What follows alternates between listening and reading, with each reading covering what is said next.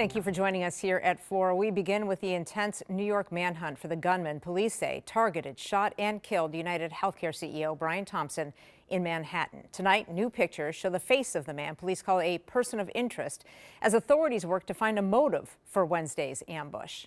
We're also learning police found shell casings left at the crime scene inscribed with the words deny, defend, and depose. WNBC's Melissa Colorado is live in New York City with the desperate search for answers. Melissa?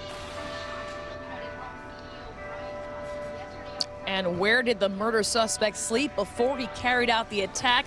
The NYPD believes that the suspect booked a room here at this hostel on the Upper West Side, not too far from Central Park.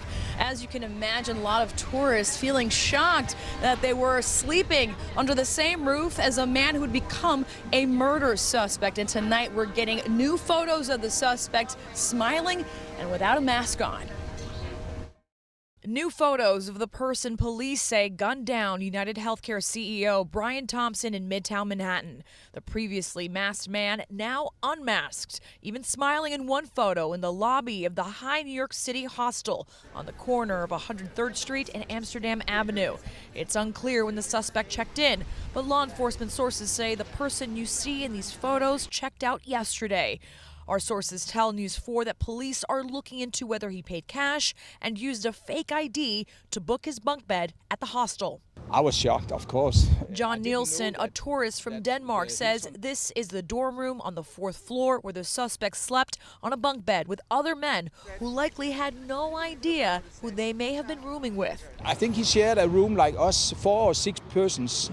So he shared with some who was pretty shocked because they tried to get into the room, but they couldn't because the police said they need to have some kind of investigation. Officers flooded the hostel last night, asking guests if they had any interactions with the masked up man on the 4th floor. That's the part of the world to traveling that you can meet bad guys. Well, I didn't want to stay on the 4th floor, so I was like, can you move me to another floor?